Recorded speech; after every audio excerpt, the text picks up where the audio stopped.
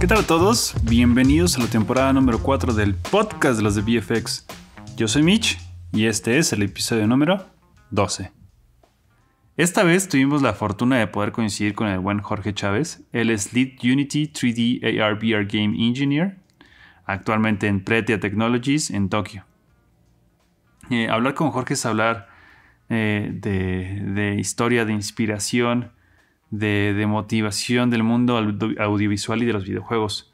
Hicimos un recorrido por toda su carrera desde sus inicios, pues bueno, desde muy temprana edad, con un objetivo muy claro en los videojuegos, aprendiendo a programar desde los 12 años, pues nos comparte, pues ahora sí que todas sus filosofías sobre experimentar, el ser buena onda contigo, tomar los rechazos como oportunidades, el construir tu propia historia. Como les digo, hablar con Jorge es de historia.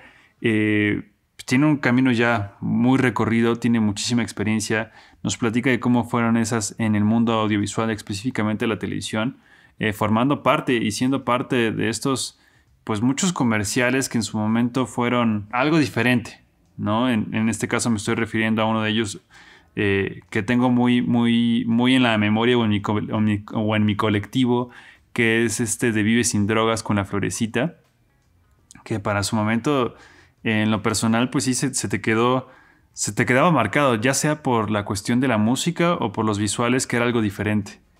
Entonces digo, nada más como para darles ese contexto de cuando me refiero a que hablar con Jorge es hablar de historia, ¿no? Hasta llegar donde actualmente se encuentra en Pretia Technologies. También quiero aprovechar este espacio para no dejar de invitarlos a que le den una vuelta al sitio, losdevfx.com, donde ya saben que podrán encontrar un poco más de información sobre toda esta gente que tenemos oportunidad de platicar. También de próximas pláticas y próximos eventos. Sin más, los dejo con el podcast. Espero les guste tanto como nosotros. Disfruten. Jorge, como platicábamos en la antesala, es un gusto poder contar contigo en el programa. Gracias por hacerte este espacio. ¿Cómo estás? Yo muy bien, gracias. Pues antes que nada, muchísimas gracias por la invitación y pues un saludo muy cálido para todo el público de los de VFX. Me parece muy padre este esfuerzo que están haciendo ustedes por difundir un poco lo que se hace con respecto a todo este tema en el país, y pues encantado de estar aquí. Gracias. No, pues ahora sí que agradecidos ambos por este momento. Digo, cabe mencionar aquí, tal vez ya investigarán un poquito más a Jorge. Él actualmente se encuentra en Tokio, entonces ahorita estamos México-Tokio. Está padre esto, ¿no? Poder tener contacto contigo. Y pues bueno, ahora sí que ya entrando en forma y un poquito en la plática, pues ahora sí que Jorge, vemos tu historial, tu experiencia, de lo que has podido ser parte, y pues es algo inmenso, ¿no? Ahora sí que tienes muchísimos temas que platicar, muchísimas cosas que compartir, y me gustaría empezar por esa parte. O sea, vemos ahí que en LinkedIn dice Game Engineer. No sé si podrías platicarnos un poquito como en definición y ahora sí que la particularidad o en lo que estás. Pues bueno, si vamos del futuro hacia atrás, tal vez. Mira, actualmente estoy como dices bien, aquí en Tokio, trabajando en una empresa que se llama Pretia Technologies, que es una startup de Sega. Esta empresa, pues uno de sus inversionistas más grandes es Sega. Okay. Y esta compañía está especializada en el tema de AR y VR, ¿no?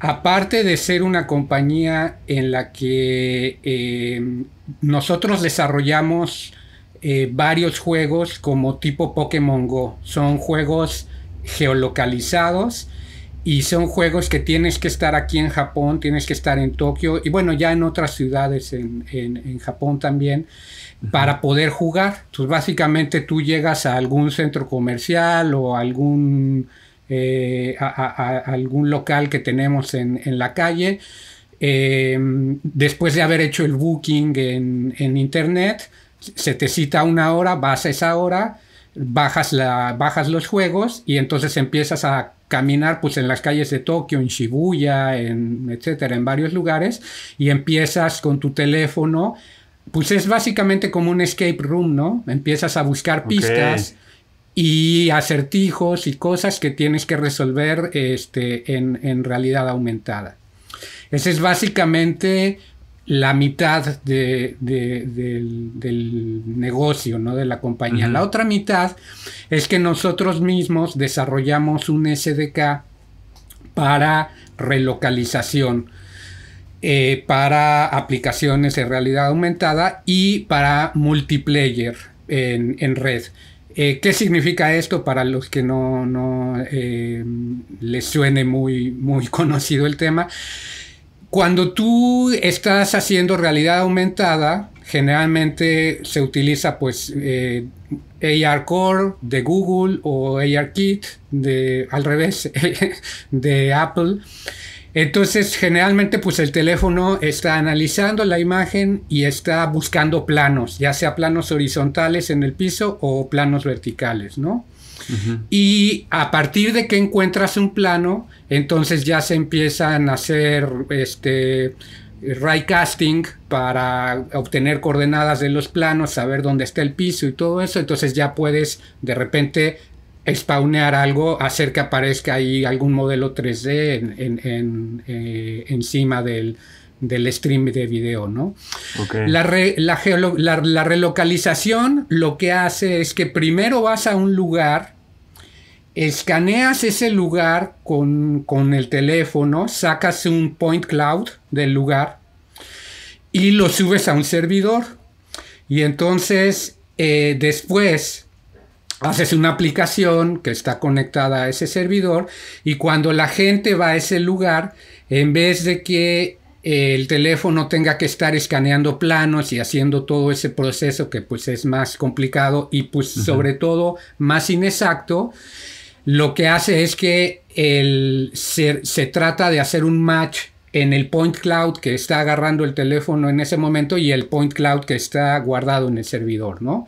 Y entonces si lo encuentra, entonces te relocaliza, te dice, bueno, ya estás aquí en este lugar y entonces ya empiezas a hacer todo el tema del AR. ¿Por qué se hace así? Pues te da muchas ventajas. Por ejemplo, nosotros que utilizamos mucho Unity para hacer este tipo de aplicaciones, pues una vez que sacas el point cloud del lugar, tú ese point cloud lo puedes importar en Unity y entonces ya viendo el point cloud tú puedes empezar a posicionar los objetos que quieres para el juego y todo eso. Entonces es un poco más exacto, ¿no? Esa es una de las aplicaciones. Entonces, bueno, tenemos este servicio que se llama AR Cloud y lo que nosotros estamos haciendo es que estamos dando este servicio para otros desarrolladores de realidad aumentada y en este momento desarrolladores de Unity y llegaremos también a desarrolladores de Unreal en un momento en el futuro.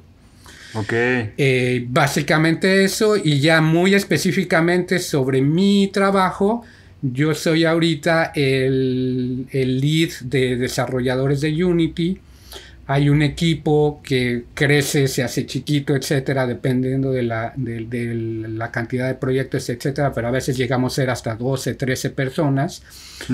Y básicamente mi trabajo ahí ha sido como empecé con la compañía desde cero, pues he tenido una oportunidad increíble de establecer convenciones de código, de cómo vamos a usar el control de versiones. Incluso pues yo tengo ya 15 años desarrollando videojuegos, pero antes de empezar a desarrollar videojuegos hice 20 años de carrera como animador y diseñador gráfico y artista de FX, etc. Entonces, bueno, todo el pipeline, todo el proceso para modelar, riguear, texturizar y todo eso, pues lo hice con mis propias manos, ¿no? Entonces, aquí también tengo el chance de dirigir un poquito a los artistas y pues darles ahí algunos guidelines para que todos los modelos que hagan y los rigs y todo eso pues sean algo que se pueda usar eficientemente, pues sobre todo en los teléfonos celulares, ¿no? Ok.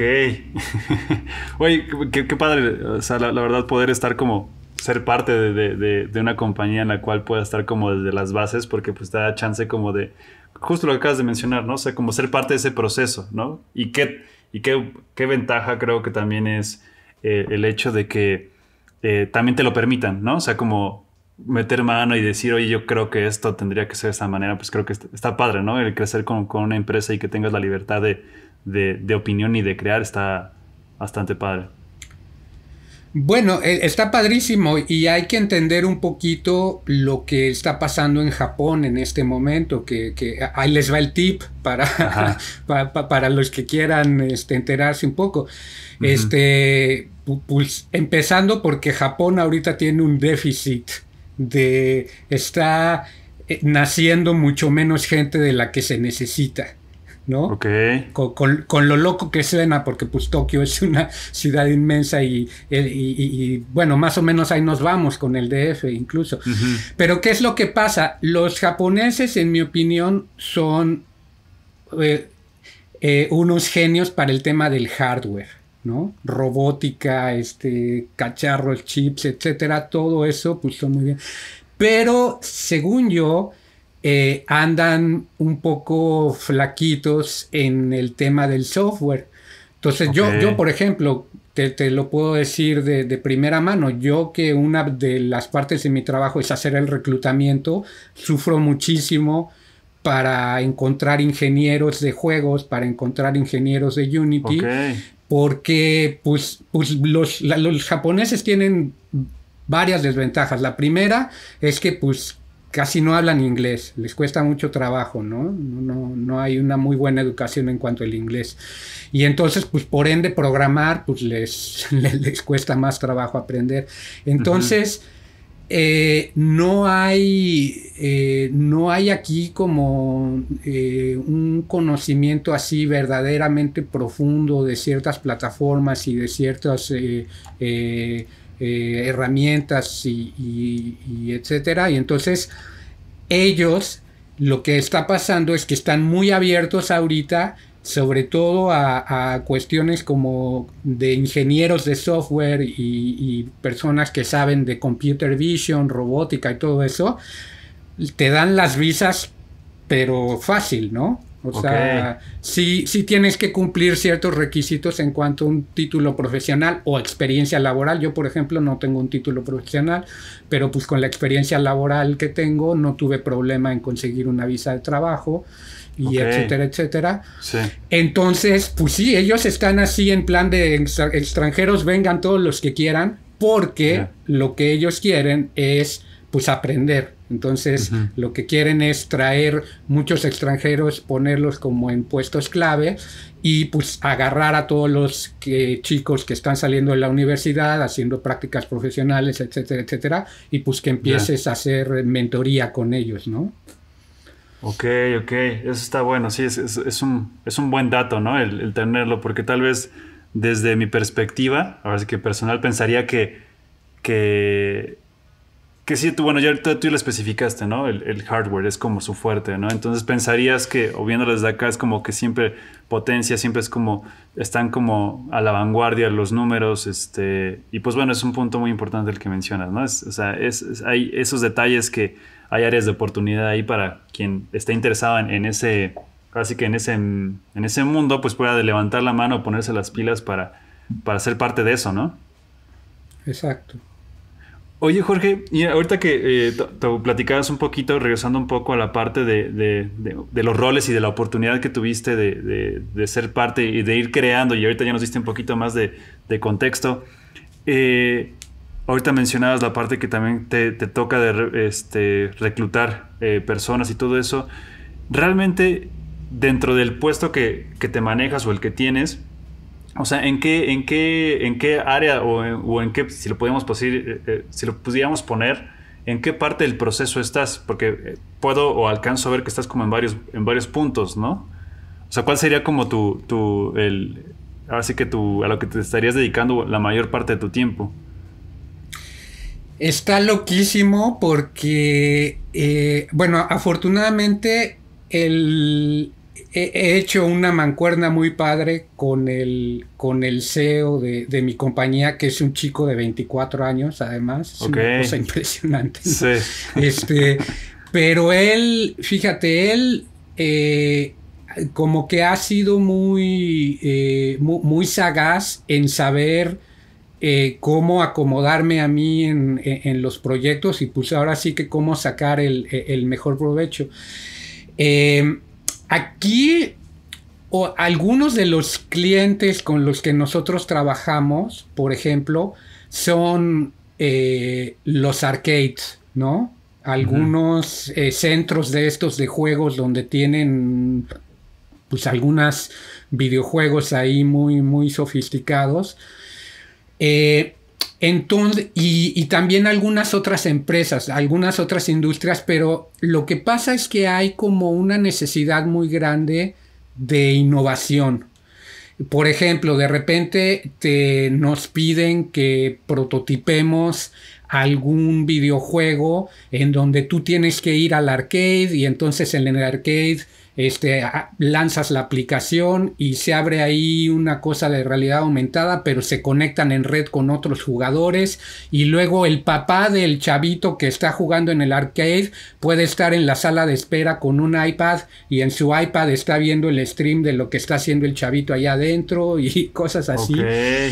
Entonces, sí, hay exigencias técnicas así loquísimas. Entonces, una gran parte de mi trabajo es, bueno, además de toda esta parte del management, es prototipar. Entonces, de repente, sí me piden mucho, oye, necesitamos que investigues a ver si se puede hacer que hagamos una aplicación de realidad aumentada donde, pues sí, se aparezca ahí el 3D y no sé qué, pero eso se streamee para que en otro dispositivo, en otro lado, alguien pueda ver ya la imagen compuesta, pero además pueda interactuar con ella en remoto y cosas así, ¿no?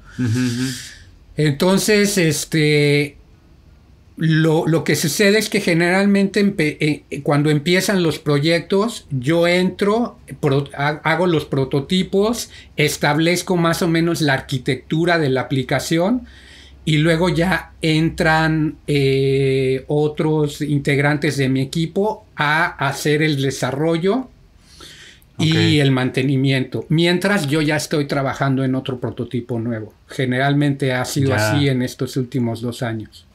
Digamos que sería como, en general, como ese pequeño pipeline de prototipar. O sea, ese sería como tu proceso general. Exacto, prototipar, establecer arquitectura y ya que está establecido eso, pues ya entran los ingenieros y pues a hacer toda la chamba. Qué increíble, o sea, es que, digo, no sé si yo no vengo del mundo o de la industria de los videojuegos, ¿no? Tal vez tú nos puedes dar más contexto, ¿no? Pero ahora lo que nos compartes es este rollo de juegos que pueden ser tan particulares, ¿no? Porque la industria lo solicita o pide que sea así, ¿no? O sea, y que sean tan locales, ¿no? De repente, como mencionas, ¿no? O sea, y vamos a hacer un levantamiento de fotogrametría porque aquí va a suceder algo. O sea, la demanda de juegos que pide esa industria, cosas tan peculiares, está... O sea, así es como te vuela la cabeza, ¿no? Es increíble. Una cosa que he notado aquí en Japón que la verdad me emociona mucho es que, o sea, sí tienes toda esta industria fuertísima de los videojuegos y el desarrollo de videojuegos. Pero también, pues obviamente, está toda la parte del manga y el anime, ¿no? Y lo que pasa, lo que yo he estado notando últimamente es que la mayoría de las compañías de manga y de anime que tienen pues franquicias muy establecidas, muy grandes, sobre todo locales, son compañías un poco más viejas. Son compañías que no le han podido entrar al tema de la tecnología y de la innovación y etcétera, etcétera. Entonces, ¿qué es lo que pasa? Todas estas compañías que tienen mucha lana además, andan como locas buscando compañías pequeñitas de desarrollo de software que les desarrollen prototipos y que les desarrollen cosas para sus propiedades intelectuales, ¿no? Ya. Entonces, pues a cada rato estamos viendo proyectos que tienen que ver con franquicias aquí pues muy, muy importantes, muy locales también de Japón, pero pues eso está muy padre porque entonces te permite tú desde el lado técnico y desde el lado del desarrollo del software, pues sí, alocarte con tus ideas y todo, pero pues estás respaldado por una franquicia que la gente conoce muy bien, que los personajes los entiende muy bien, los abrazan, etcétera, y pues más o menos ya cuando sacas algo, pues ya no estás empezando desde cero, ¿no? Claro. Que es que está muy padre, o sea, sí, para mí sí es como sorprendente la demanda, como lo acabas de decir, ¿no? Como esa industria que no necesariamente tiene que jalar cosas de afuera, sino solita se mantiene, ¿no? O sea, la misma demanda interna digamos, a lo que alcanzo a ver es suficiente, ¿no? Para mantenerte en movimiento. Es padrísimo ir a una tienda de electrónica aquí y ver a un viejito de 70 años salir con un bonche así de juegos de Switch. Ok, ¿no? sí. Es algo que no lo vas a ver en otro país, pero aquí es común. O sea, la gente muy mayor, gente... Sí, gente muy... a mí me llama mucho la atención el tema del juego en la cultura japonesa, cómo ellos adoptan, mientras en otros países o en otras culturas, incluso como la nuestra, el juego es de repente hasta una cosa como de tabú, ¿no? Te vas a volver adicto, claro. No, porque no sé qué, no sé cuánto. Aquí ellos el juego es algo que y te lo puedo decir porque además tengo un hijo de 5 años que va al kinder japonés y yo veo cómo es el rollo en el kinder japonés, y no creas que en el kinder japonés los tienen aprendiendo nada, los tienen jugando todo el día, jugando, y medio jugando es que les van metiendo ahí cositas para que se aprendan, ¿no? Los japoneses ven el juego como algo muy sano, como algo muy necesario, muy integral, como parte de sus vidas, y yo creo que por eso pues la cultura tiene toda esta fortaleza para todos esos temas, ¿no? Sí, sin duda, ¿no? Pues es como la mayoría de las veces, o muchas las veces, y bueno, claro que aquí está la aplicación, ¿no? Es como aprendemos, ¿no? O sea, aprendemos jugando, divirtiéndonos, poniendo nuestras reglas para jugar X juego, ¿no? Tal vez de este lado, si lo queremos poner así, las escondidillas, ¿no? Hay reglas, ¿no? Pero si lo llevas al mundo de la educación, pues es más divertido, ¿no? O sea, si pueden crear una dinámica, ¿no? Y hace todo mucho sentido, ¿no? Ahora con lo que mencionas del por qué vemos a ese señor de 70 años saliendo de la tienda con esos juegos, ¿no? Exacto. Oye, Jorge, y por ejemplo, ahora que nos platicabas de esta parte de dónde has podido ser como, ahora sí que parte dentro de la compañía y nos das ahí como un panorama general, ¿cuáles serían, por ejemplo, tus herramientas? O sea, ¿en qué estarías cuando prototipas? ¿Qué es? No sé, digo, mencionabas al inicio que es Unity y por ahí está como en camino Unreal, pero, o sea, ¿qué normalmente estarías usando? ¿Qué sería tu día a día? Pues ahora sí que mi matrimonio, mi tórrido romance es con Unity. Sí. y digo tórrido porque es una relación de amor y odio súper loca. como toda la gente que está muy apegada a una herramienta de software. Sí. Pues ya sabes, ¿no? Es muy bonito cuando te pones a hacer cosas y no sé qué, pero pues también le terminas encontrando sus efectos. Sí. Y pero bueno, es Unity. Nosotros todavía no integramos Unreal totalmente a nuestro pipeline, pero pues yo me he estado metiendo, haciendo cosas ahí en Unreal para entender un poquito cómo es el tema. Pues Maya, últimamente también, pues Houdini han estado empujando mucho su integración con los engines de juegos, entonces yo también ya le empecé a meter un poco a Houdini porque pues los beneficios de una herramienta de modelado procedural y combinado además con ciertos manejos de assets que puedes hacer en Unity, pues está brutal, ¿no? El alcance está tremendo. Pero bueno, la realidad también es que la mayor parte del día se va en Slack, se va en Google Meet, se va en Confluence, que utilizamos mucho, todas las cuestiones que tienen que ver pues con la organización y las juntas y todo eso, pues también ahí se va muchísimo tiempo, ¿no? Ok, está interesante. Y bueno, y sobre esto ahorita que mencionabas Houdini y la parte del modelado procedural, pues tienes un background en CG, ¿no? O sea, bastante fuerte, tanto para cine como para videojuegos. ¿Qué es lo que te gusta más? Digo, ya ahorita nos diste ahí como un pequeño, nos diste ese hincapié de que, pues, ahora sí que pasaste del mundo o estás en el mundo de diseño, estuviste más bien en el lado de la postproducción, y luego, pues, ahora en este lado de los videojuegos. ¿Qué es lo que te gusta más de esas dos? O sea, ¿cómo fue ese rollo? Pues, mira, yo creo que yo he estado como nadando entre las dos cosas un poco por diferentes circunstancias de la vida. Yo aprendí a programar a los 12 años. Ok. Y a los 12 años, y además a los 12 años dejé la escuela totalmente y me clavé en el tema de la programación. Porque yo quería hacer videojuegos. Yo estaba desde muy chavito obsesionado con el tema de los videojuegos. Pero de repente, pues, empecé a aprender programación y también empecé a entender pues, que necesitaba dibujar y necesitaba poder hacer gráficos. Afortunadamente, de más joven, como a los 6, 7 años, había yo tomado clases de pintura y cosas así. Me gustaba mucho dibujar.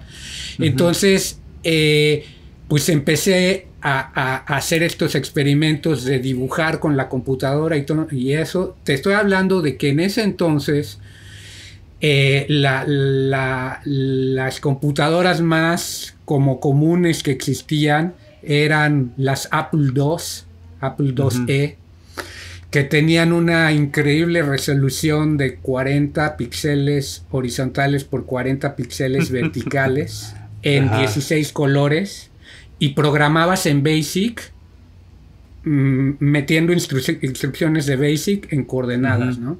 Y luego había un modo de alta resolución que tenía como 200 píxeles por 200 o algo así, y en un color, era el verde de los monitores Apple. Pero bueno, yo me empecé a clavar mucho en los gráficos y empecé a ver muchísima animación. Me volví un fanático de la animación experimental, del stop motion, de Disney, de todo este tipo de cosas. Y me adentré mucho pues, en la ciencia detrás de la animación, en la técnica y todo eso. Y me absorbió totalmente.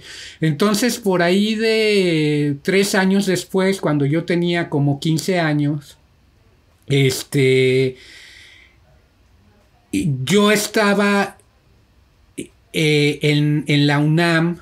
Yo aprendí a programar en la UNAM porque, fíjate, en ese entonces un grupo de pedagogas que estaba haciendo una tesis sobre si se podía enseñar matemáticas a niños y adolescentes con computadoras, ¿no? Entonces ellas estaban haciendo esa tesis y abrieron un curso para que los trabajadores de la UNAM inscribieran a sus hijos. Era un curso de verano. Y entonces era un cupo limitado, eran nada más como 15, 20 niños o chavos los que podían entrar a ese curso, y era pues una cosa experimental, era para que ellas se recabaran información para hacer su tesis. Entonces yo terminé la escuela, terminé primero de secundaria, algo así, muy mal, porque pues tenía muy mala disciplina y etcétera, pero mi madre me inscribió a ese curso, yo quedé totalmente enamorado de las computadoras ahí, aprendí un poco de programación, etcétera, y luego cuando se acaba el verano me dicen pues ya hay que ir a la escuela, y yo no, por favor, no me manden a la escuela, los suplico, yo me quiero quedar aquí. Sí. Pues bueno, mis papás me apoyaron, fueron y hablaron con las personas ahí indicadas en la UNAM y les pidieron que me dejaran seguir yendo a usar las computadoras, etcétera, porque yo ya no quería ir a la escuela, y me dijeron que sí, Entonces, esto era en la Dirección General de Cómputo Académico de la UNAM. Entonces yo pues empecé a ir diario, me sacaron una credencial de la biblioteca y yo empecé a devorar libros de programación y de cosas como loco. O sea, aquí estamos hablando, perdón Jorge, estamos hablando ahí a los 12 años, a partir de ese curso. Exacto. Ok. O sea, yo a los 13, 14, 15 años ya iba diario a la UNAM a meterme de oyente a las clases, a estar ahí en los cursos y todo, sin oficialmente estar en la UNAM, ¿no? O sea, qué padre que tus papás tuvieron la visión también de eso y que siguieron como o sea, es que, no sé, a veces para estar tan pequeño y decir yo quiero hacer esto y que empujarte a decir, ¿sabes qué? Ok, no, te vas a dedicar a esto y te vamos a apoyar para que lo hagas. Tal vez estando tan pequeño a veces es como complicado, ¿no? Porque pensaríamos que a veces no tenemos como a esa edad tanta determinación, no lo sé, pero digo, está muy padre lo que nos compartes. Sí, exacto. Bueno, mira, mi madre es administradora y entonces ella trabajaba de administradora en una cosa de la UNAM, en un departamento de la UNAM, que fue lo que después evolucionó y se convirtió en TV UNAM.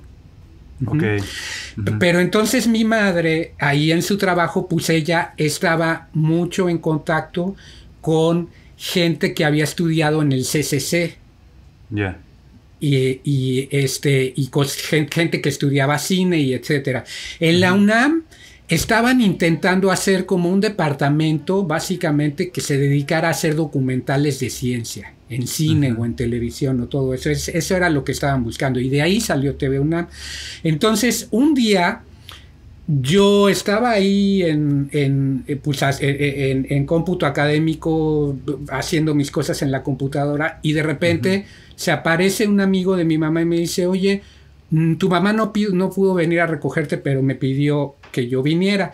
Y este amigo era un chico que era director de cine, ¿no? Había estudiado en el CCC y etcétera, etcétera. Entonces de repente se acerca y ve lo que yo estoy haciendo en la computadora.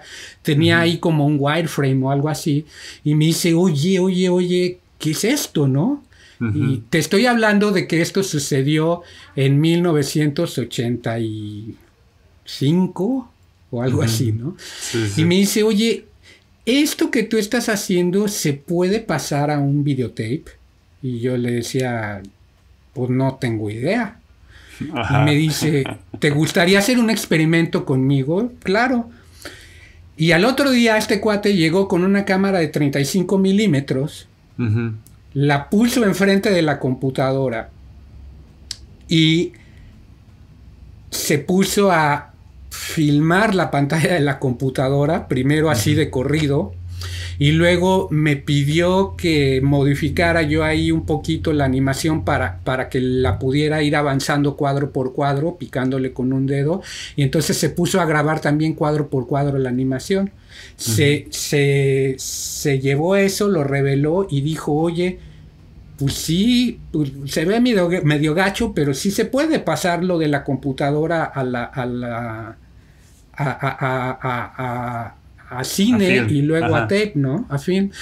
Y entonces pues, se quedó prendidísimo este cuate y de repente ya se iba formando más TV UNAM y entonces de repente dijeron, oigan, pues yo creo que sí deberíamos de hacer algo más importante por este tema de empezar a explorar qué se puede hacer con gráficos en la computadora y etcétera, porque estos cuates hacían sus documentales y animaban todo con codalites.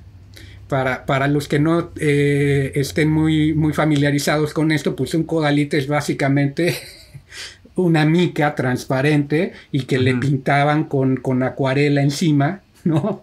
Sí. Y ellos ni siquiera animaban cuadro por cuadro, lo que hacían es que agarraban los codalites con las manos y los movían así. Okay. y lo grababan. Sí. Entonces, pues bueno, para ellos descubrir que se podía hacer esto con la computadora era una revelación. Y entonces lo que terminaron haciendo es que me terminaron jalando. Ya se iba consolidando más TV UNAM y me dijeron, oye, vamos a gastar un dinero aquí en comprar algún equipo para poder hacer gráficos con la computadora, te vienes a trabajar para acá. Y yo dije, órale. En ese entonces también habían lanzado al mercado por esos años una cosa revolucionaria que eran las computadoras Amiga, que eran las primeras computadoras personales que estaban como más o menos orientadas a hacer animación y gráficos. O sea, las Amigas pues tenían muchísimo software para hacer animación cuadro por cuadro, incluso para hacer 3D, un 3D muy rudimentario, pero pues ya ahí había programas de ray tracing y había varias cosas. Y yo por supuesto que lo que hice es que con todo lo que había trabajado, lo primero que hice fue fui y me compré una Amiga y me puse a hacer animación y etcétera, etcétera. Y entonces ahí habían comprado también un equipo que era Topaz, me parece, que era un software para hacer 3D, súper rudimentario también, y una cosa que se llamaba Quanta, que era como un generador de caracteres, que después el Quanta evolucionó en lo que eran los Quantel, ¿no? Ok.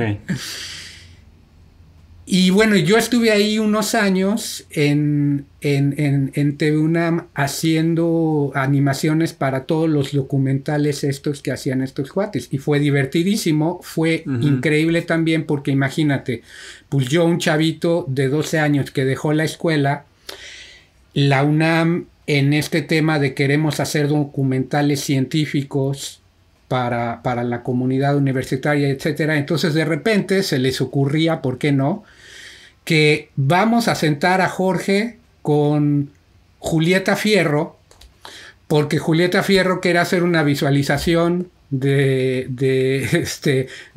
no sé qué cosa de las estrellas y del eclipse y de cómo se dobla la luz y no sé qué. Y entonces me sentaban a mí con los astrónomos y con los físicos de la UNAM y con los ingenieros y todo, a que yo les hiciera en la computadora visualizaciones de sus locuras para los documentales, ¿no? Qué increíble. Ajá.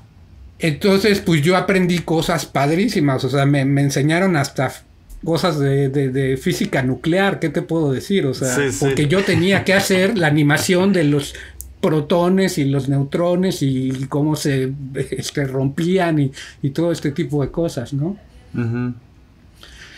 Entonces, bueno, me extendí mucho con la respuesta, pero con esto... por favor.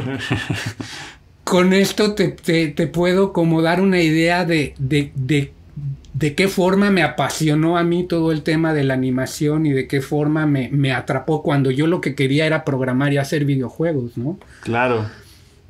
Y ahorita, digamos, o sea, es que sí. O sea, ves como, o vemos tu historial y como lo acabas de describir bien con la mano, ¿no? O sea, estás como planeando entre de repente de las dos áreas. Tal vez de origen arrancando con eso de la programación, pero luego la animación y pues digamos hoy en día pues regresaste como a la programación de alguna otra forma, ¿no? O sea como al origen, por así decirlo, ¿no? Pero tal vez con obviamente ya con todo este viaje que has hecho o que has recorrido, pues con otra visión, ¿no? Entonces está muy padre eso, está increíble, ¿no? Qué oportunidad el poder, así que estar en ese momento, ¿no? De poder nutrirte de toda esa información. Fue un momento padrísimo. Unos años después, de 3 años o algo así, de repente llega una amiga que era guionista y me dice, oye, ¿sabes de esta televisora que se llama Imevisión?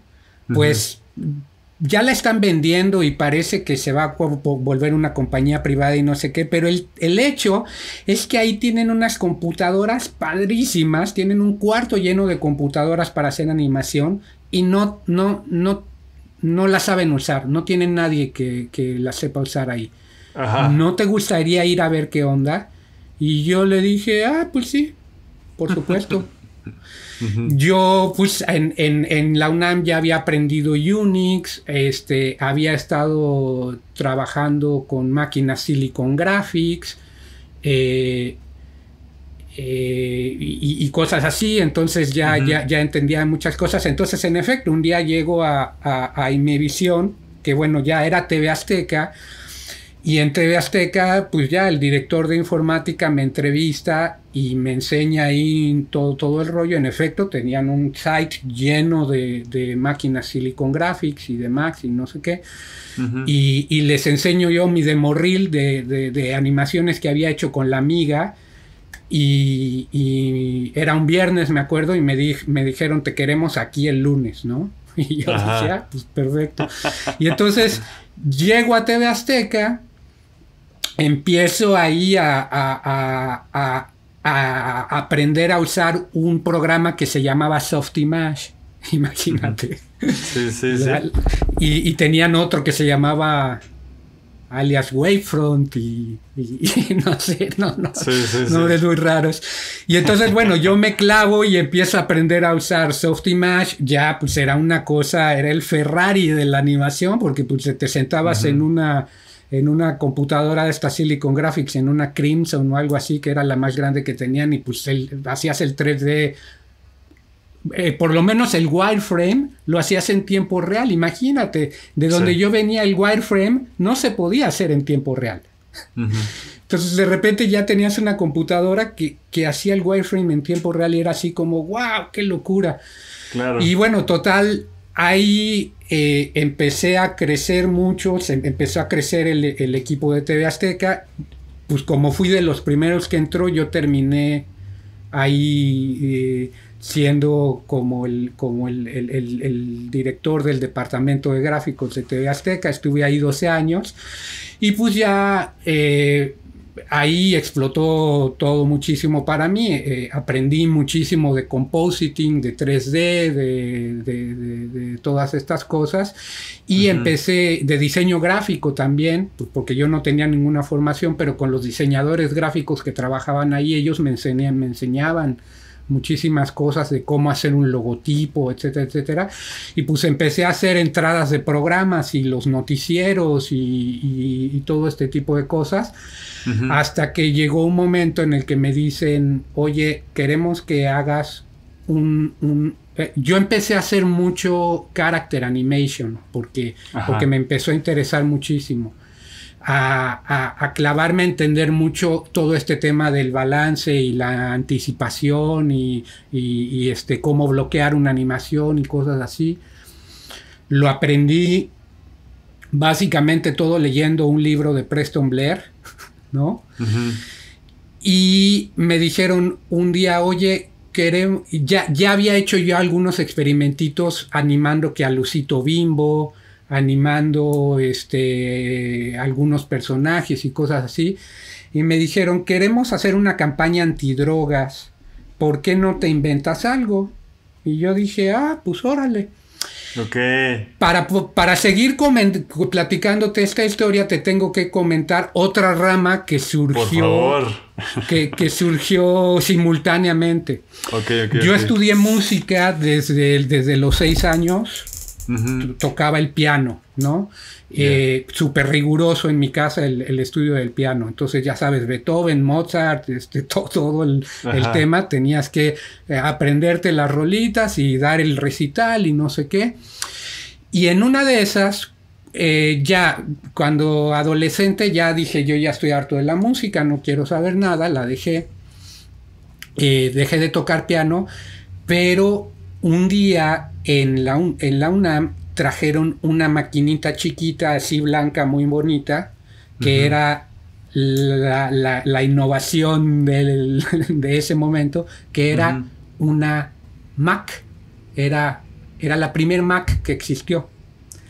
Llevaron una, y entonces, pues obviamente yo lo primero que hice fue ir a meterle mano. Tenías que apartar tiempos para usar las máquinas en la UNAM, no sé qué. Entonces yo fui, aparté tiempo y empecé a usar la Mac. Y descubrí que la Mac tenía un programa para hacer música.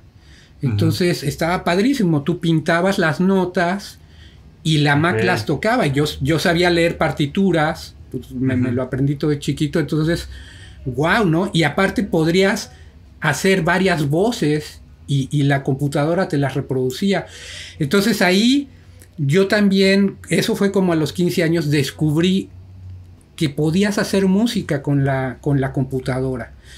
Y me empecé a meter también en el tema de los sintetizadores y a estudiar toda esta parte, empezar a experimentar. Me compré una interfase MIDI, la conectaba a mi amiga, la conectaba con la interfase MIDI y un sintetizador Casio, chafísima que tenía, pero pues sonaba porque tenía MIDI, no sé qué. Y empecé a componer mucha música. Y ya para cuando yo estaba en TV Azteca, pues ya había compuesto mucha música, ya me habían encargado componer música para los noticieros, para las identificaciones de canal.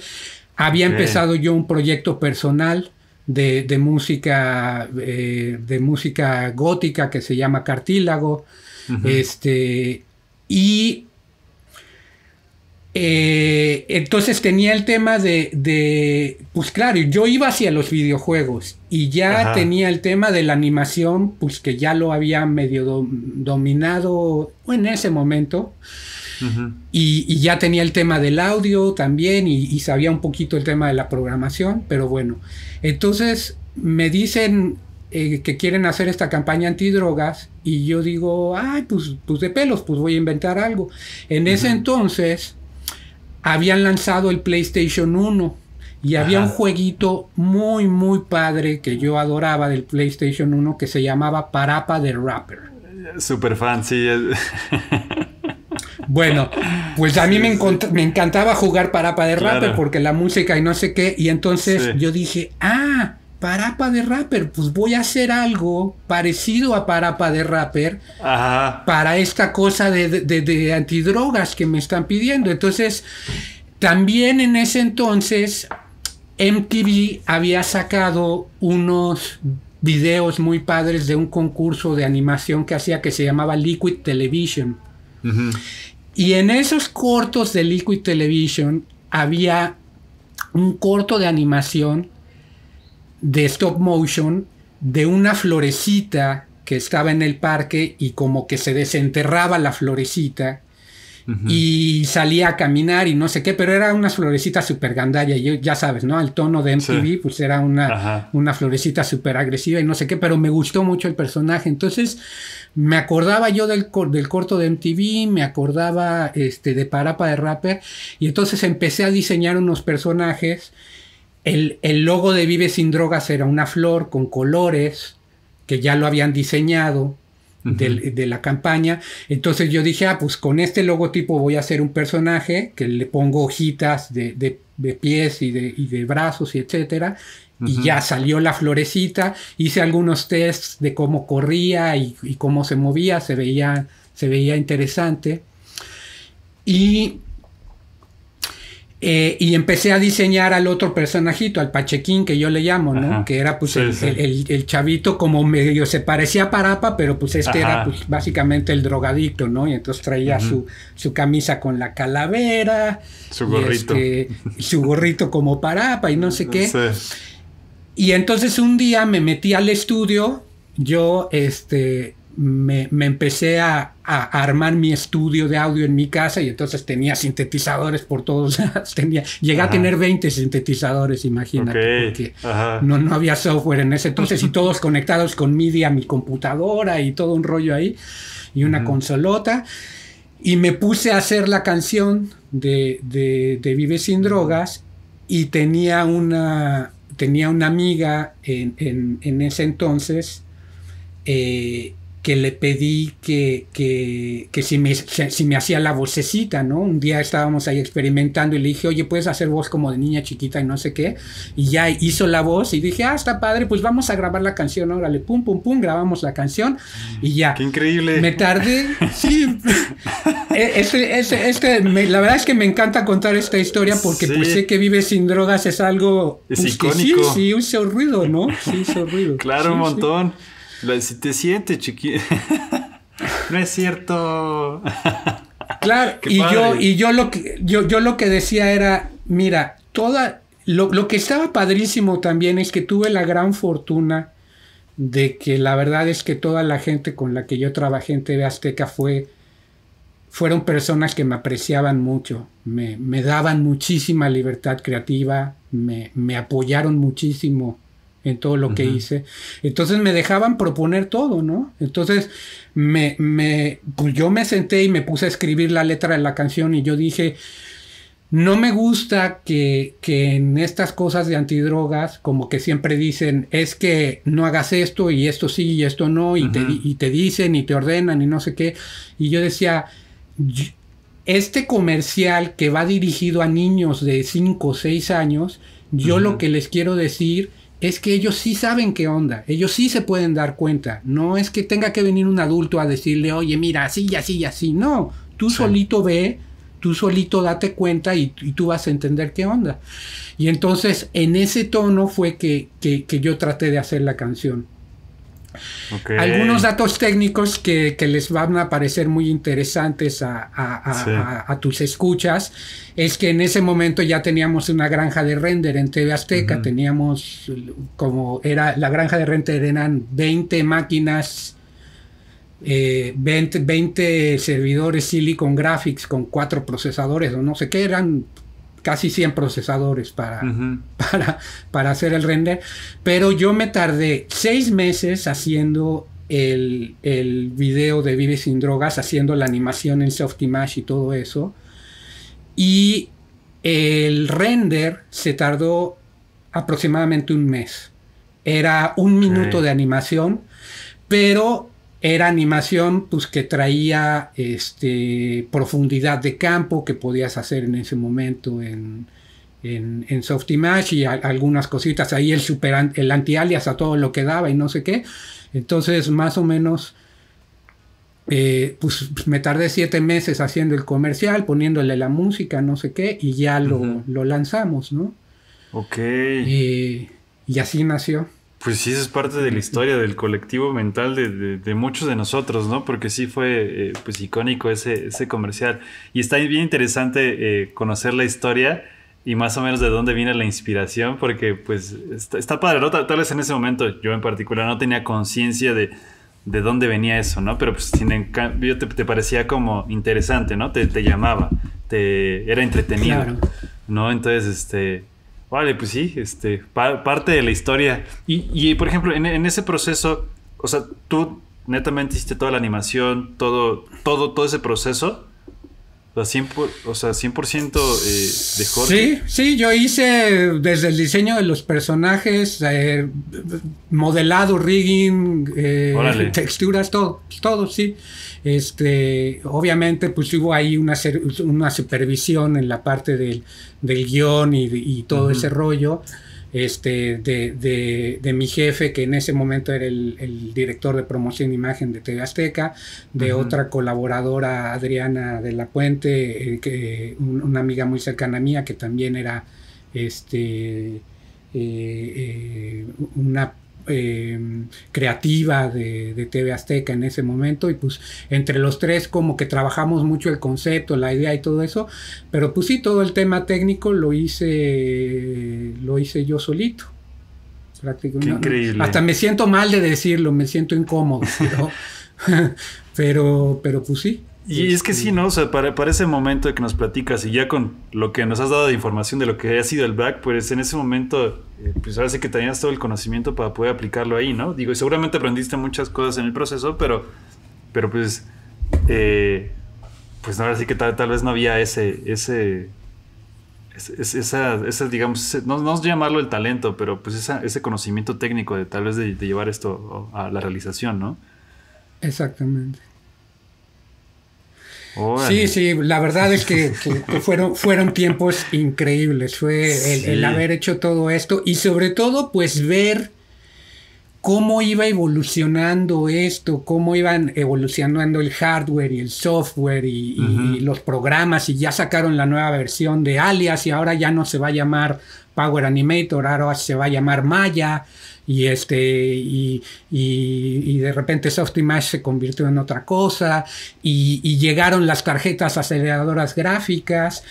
Yo terminé en TV Azteca haciendo software, ¿no? Porque ya en algún momento yo dije, bueno, pero yo lo que realmente, lo que en realidad quería hacer son videojuegos. Entonces yo lo que empecé a proponer es que me dejaran hacer cosas de software en TV Azteca. Entonces hice un jueguito con la florecita de Vive Sin Drogas. Okay. Para un prototipo de un programa de televisión donde era como Dance Dance Revolution. Tú tenías que... Y construimos los tapetes para bailar y los concursantes tenían que bailar y seleccionaban a sus personajes y bailaban con sus personajes y no sé qué. Pero bueno, realmente lo que sí llegó a ser algo exitoso y práctico en TV Azteca es que un día estoy yo trabajando ahí en viernes a las 11 de la noche en TV Azteca, en la computadora, y de repente siento algo aquí atrás y yo dije, ay, ¿qué onda? Y volteo y pues era nada menos ni nada más que Ricardo Salinas Pliego atrás de mí diciéndome, ¿qué onda, Jorge? ¿Qué estás haciendo?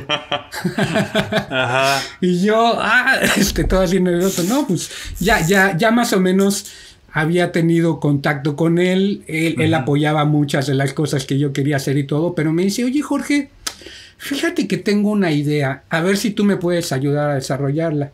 Y le digo, por supuesto, ¿de qué se trata? Mira, quiero que en los noticieros aparezca un mundito en la parte de abajo, pero quiero que ese mundito esté cambiando todo el tiempo y que de repente te dé la hora y de repente se pueda ver una marca, tal vez un comercial, y de repente estén sucediendo cosas ahí todo el tiempo mientras el mundito está en el noticiero, ¿no? Y entonces yo dije, ok, suena muy padre. Pues sí, voy a empezar a trabajar en ello. Entonces hice el prototipo de la animación del mundito, cómo giraba y cómo te mostraba la hora y no sé qué. Y después yo decía, bueno, pero agarrar una computadora, agarrar una Silicon Graphics para hacer este relojito, pues es como matar hormigas con un misil, ¿no? No tiene mucho sentido. Entonces vamos a hacer un experimento. Vamos a agarrar una PC, una Mac, y vamos a ponerle tarjetas aceleradoras de 3D. En ese entonces te estoy hablando de que las que había en el mercado se llamaban Voodoo FX o algo así. De las primeras tarjetas aceleradoras de 3D. Y luego, como esas tarjetas se pueden conectar a un monitor VGA y no sé qué, pues ¿cómo pasamos eso a video? Pues con convertidores y no sé qué. Y total, terminé armando una Mac que tenía 2 tarjetas gráficas y me puse a hacer un programa en C. Aprendí OpenGL en ese momento porque yo todavía no sabía programar en OpenGL, pero aprendí a programar en OpenGL y entonces hice una aplicación que la podían, esta computadora la tenían en el estudio y desde ahí podían correr la animación del mundito, del relojito, y las plecas que salían en el noticiero. Entonces todos esos elementos animados que aparecían encima de Javier Alatorre en Hechos y de los otros conductores, sí, lo operaban desde la cabina. Entonces ese fue el primer software que yo hice que se utilizó así como en producción, muchísimo, ¿no? Y era una cosa simple, pues era nada más para desplegar ahí las plecas y el relojito. Pero pues eso les dio en TV Azteca una herramienta buenísima para vender publicidad constante en los noticieros, ¿no? Porque ya no tenían que cortar para irse a comercial, ya podían tener ahí una marca todo el tiempo mientras el conductor estaba hablando. Qué increíble, o sea, es que ahora que todo, cabe mencionar aquí, ahorita esto está en formato audio para los que nos estén escuchando de esa manera, pero ahorita Jorge nos estaba compartiendo un poco de lo que fue un poco de esta historia dentro del mundo de TV Azteca. Y ya lo verán, porque vamos a poner esto en formato video, pero ya lo verán. Pero los que igual estuvimos más bien como durante esa época, tal vez, no sé, yo de mi lado, pues teníamos a nuestras mamás, ¿no? Que tal vez estaban casadas con una cadena televisiva y solamente veían ese canal. Entonces, o sea, el estar viendo todo lo generado, pues me hace recordar todos esos momentos, ¿no? O sea, ahora está muy padre tener la historia, quién estaba detrás de, ¿no? De todos esos elementos que pues eran atractivos, ¿no? O sea, no sabías qué era, pero te llamaban la atención, ¿no? Entonces está increíble poder conocer quién está detrás de toda esa historia y todas esas implementaciones que pues sí en su momento fueron diferentes, ¿no? Y pues están en el colectivo de muchas personas de que fue algo que pues era a final de cuentas diferente, ¿no? La forma de visualizar. Está muy padre, es inspirador, porque es historia. Pues era todo lo que estaban haciendo en ese momento y lo que se estaba desarrollando y todo eso, ¿no? Sí, la verdad es que fueron momentos increíbles.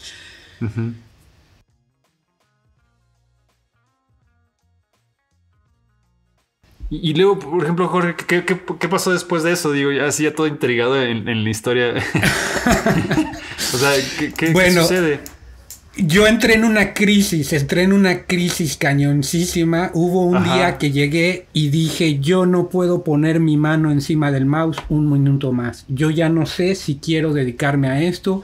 Yo odio esto, odio la televisión, odio la publicidad, odio la animación. Yo ya no quiero saber nada. Me volví loco. Pues bueno, tenía 12 años de estar trabajando sin parar como loco, ¿no? En TV Azteca, en TV Azteca, más los que ya había hecho antes en la UNAM y todo eso, y pues yo todavía ni cumplía 30 años, creo. Sí, la juventud se había ido ahí. Sí. Bueno, ya sabes, me cuestioné muchas cosas y total, llegué y dije, bueno, pues he trabajado mucho, he ahorrado una lana, renuncio. Me quiero dar un tiempo, me quiero dar un break. Me salí de TV Azteca y me fui a vivir a Barcelona. Me fui a vivir a Barcelona pues prácticamente a descansar, estar ahí un rato.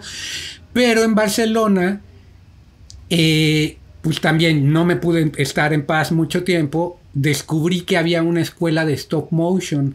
Había un par de hermanos que eran hermanos gemelos, que eran los hermanos Lagares, que ellos habían estado colaborando con Artman en algunas de las películas, pero ellos eran de Málaga. Entonces, bueno, ya después de hacer unas películas con Artman, se regresaron a Málaga y luego se fueron a vivir a Barcelona y pusieron una escuela de stop motion.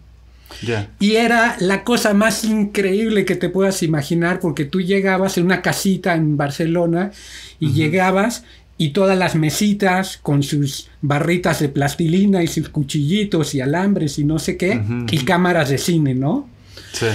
de 8 milímetros. Y entonces ellos tenían un curso en el que te enseñaban a modelar personajes con estructura alámbrica y te enseñaban a hacer la animación. Entonces yo me metí con ellos, me metí a estudiar ahí un par de años. Terminé con la espalda destrozada. El stop motion es brutal, es bárbaro. Sí. Pero aprendí también ahí algunas cositas de stop motion.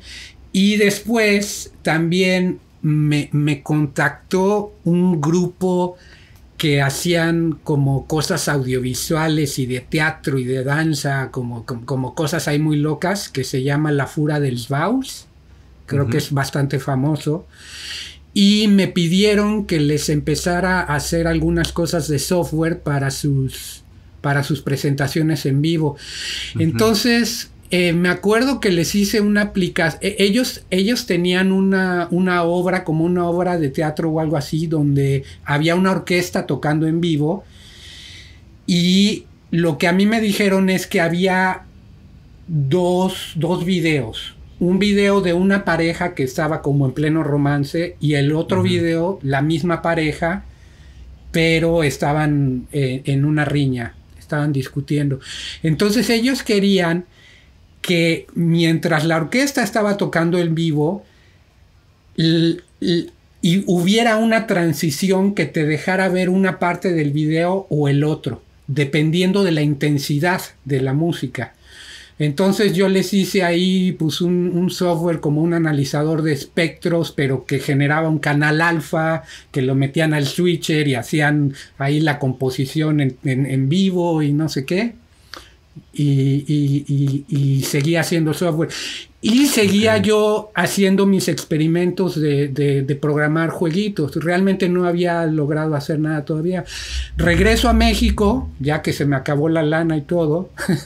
Estuve 3 años en Barcelona. Regreso a México a buscar chamba otra vez.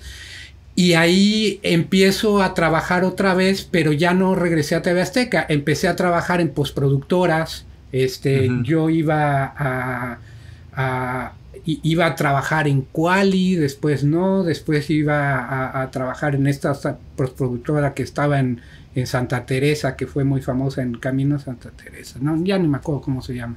Y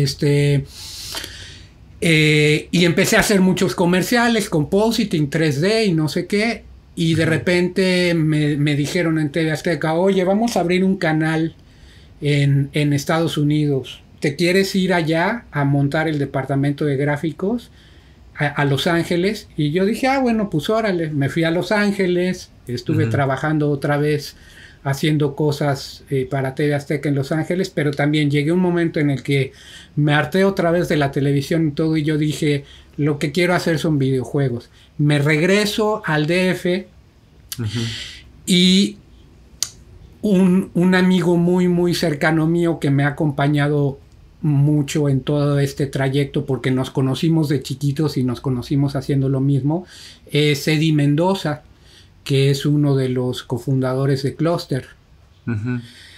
Y entonces Eddie me dice, oye, ¿qué onda? Ya vamos a hacer una compañía de juegos, tú y yo. Ese era como los mejores momentos de Cluster.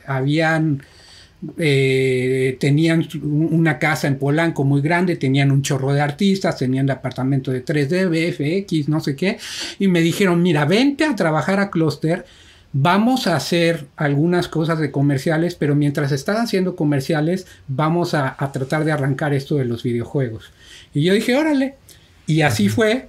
Me regresé a trabajar con el Doc, con Luis Montemayor, con Eddie Mendoza, haciendo comerciales, y empecé a desarrollar una idea de un videojuego que era básicamente una cosa muy parecida a Minecraft, pero en ese momento Minecraft no existía.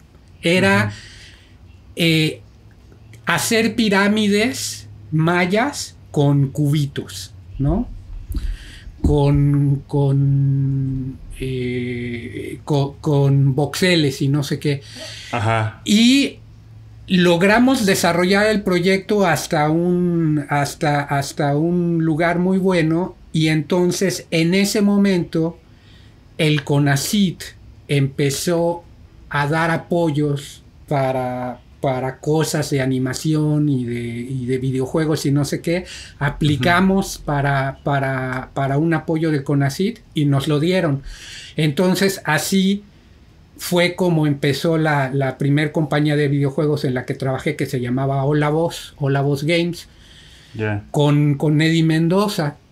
Y empezamos a jalar talento, ¿no? A jalar chicos que estaban saliendo de la escuela, que ahorita ya todos están en Capcom, en Ubisoft, en todos lados. Sí. Uno de ellos fue Omar, el buen Omarcito, salió de ahí. Y entonces hicimos Hola Voz y empezamos a trabajar en los videojuegos, y pues ya de ahí hasta acá, ¿no? De ahí. Qué increíble. Sí, creo que, siempre conocer la historia creo que es bastante padre y bastante inspirador, ¿no? Porque a veces, pues no sé, que queremos resultados rápidos, y conocer personas como tú, que obviamente tal vez para llegar al punto donde se encuentra ahorita, y que es como, ya tú nos platicarás, ¿no? Pero hay un camino que recorrer, ¿no? Tal vez planeando entre diferentes áreas, experimentando varias técnicas, procesos, aprendiendo tecnologías, pero pues que todo te va formando a final de cuentas, ¿no? Y que pues hay un proceso a veces que hay que hacer para poco a poco ir llegando a donde queremos llegar, ¿no? Exacto.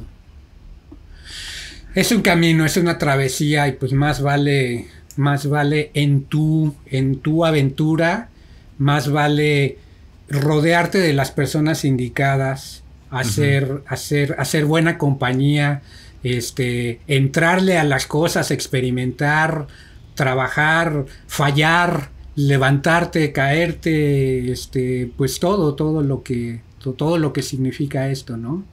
Claro. Ahorita, por ejemplo, Jorge, lo que nos estás mostrando, nos está mostrando un video ahorita. Esto es ya en general de lo actual, de lo que has trabajado en Prieta. En videojuegos, sí. Esto es... ¿Videojuegos en general? Esto es todo el trabajo que he hecho en videojuegos y simulación, porque también en algún momento pues me ha tocado hacer cosas que no son precisamente de videojuegos. Pero pues aquí lo que estás viendo pues es el paso de 15, 20 compañías distintas de videojuegos. Claro, claro. Pues sí, donde la idea a final de cuentas se mantiene, ¿no? O sea, desde el Jorge de 12 años diciendo que yo quiero hacer videojuegos, y pues bueno, aquí podemos ver gran parte de esa historia, ¿no? De ese proceso. Exacto. Para llegar a donde estás ahora. Qué padre. Está increíble. Sí. Ok. Y por ejemplo, ahora sí que regresando un poquito más a la actualidad, y pues bueno, ya con toda esta experiencia, ¿qué nos dirías tú que son las habilidades más importantes para lo que haces? O sea, porque viendo toda tu formación, que no creo que solamente se deba a, digamos, hablando de los jefes, ¿no? Sino también habla de ti como persona, ¿no? Porque mencionabas cuando en tu tiempo en TV Azteca que te dieron mucha libertad, ¿no? Y ahorita platicabas igual que tuviste la fortuna donde te encuentras ahora de que pues igual haces buena mancuerna con la cabeza del estudio. Entonces creo que también habla mucho de ti, ¿no? Y tu formación y la forma como de llegar a las cosas. Entonces, con todo esto, ¿tú qué consideras, o lo que ha sido tu formación, las habilidades que consideras importantes para lo que haces o lo que te ha formado?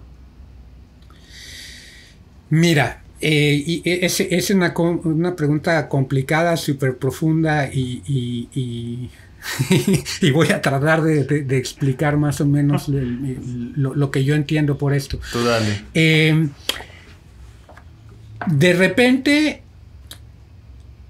Yo creo que una cosa que me pasó a mí, como afortunadamente, es que siempre lo tomé todo desde un lugar, yo creo que la verdad, humilde humilde en el sentido de que a mí, yo me sentaba enfrente de una Silicon Graphics con Softimage y por un lado tenía la gran emoción de saber que, bueno, soy una de las pocas personas que tiene acceso a este tipo de tecnología en este momento y etcétera, pero por otro lado, esto es un monstruo que me va a comer y me va, o sea, tiene tantas cosas que se pueden hacer, tiene tantas cosas que se pueden crear que me siento abrumado, ¿no?